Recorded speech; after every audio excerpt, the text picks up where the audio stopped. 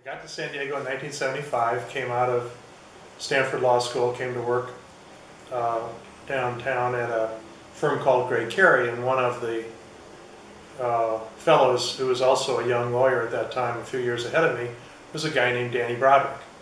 And so Danny and I became friends quickly, and I started asking about where everyone celebrated on St. Patrick's Day, and the answer was there wasn't an organized a celebration, and that led to a bet that I made with another guy that Danny introduced me to named Vince Bartolotta.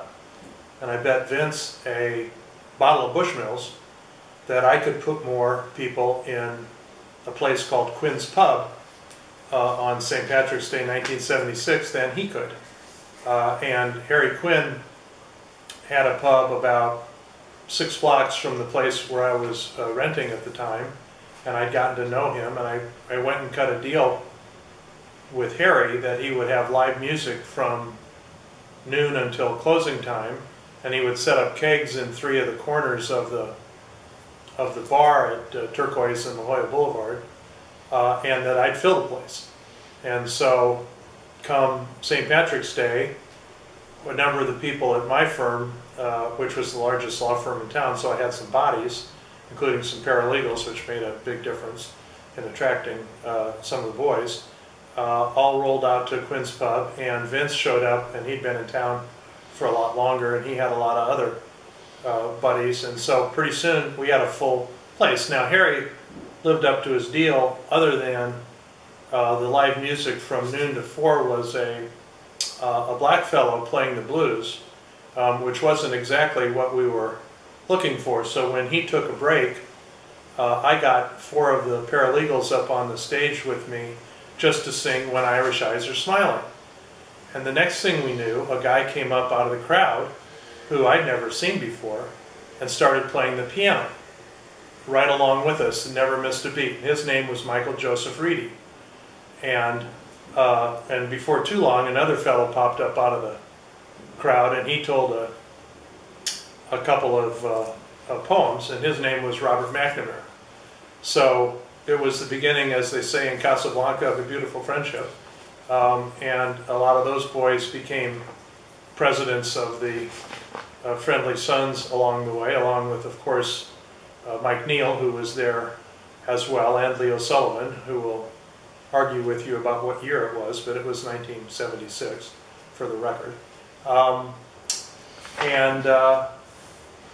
Before too long, I joined the Friendly Sons in 1979. The president then was a guy named Don McGrath, and he was a lawyer, and I had met him through some buddies of his who were in my law firm, and we spent a lot of time together over the early years, including one St. Patrick's Day where he suggested I go along with him in a limo that he had booked, and Donnie was a guy who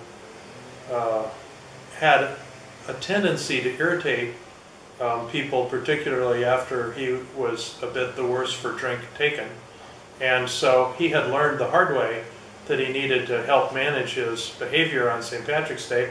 So he took along a guy named Bob Babich, who was the starting middle linebacker for the San Diego Chargers, and he accompanied us for the first few hours of St. Patrick's Day to try and keep Donnie alive and be able to get him out of the pubs that we went into. After I watched that for a couple of hours, I decided to take a pass on the rest of it and joined the fellows for music down where Mike Reidy and his buddies were then the In Ccse Trio, and they were playing down, I think, at McDini's, if I recall correctly, and the local TV station would come down and film 30 or 45 seconds of the In Ccse Trio playing on St. Patrick's Day for their 6 o'clock news every night, which got some guys in trouble when their wives watched the TV and saw what was going on. But that's a side note.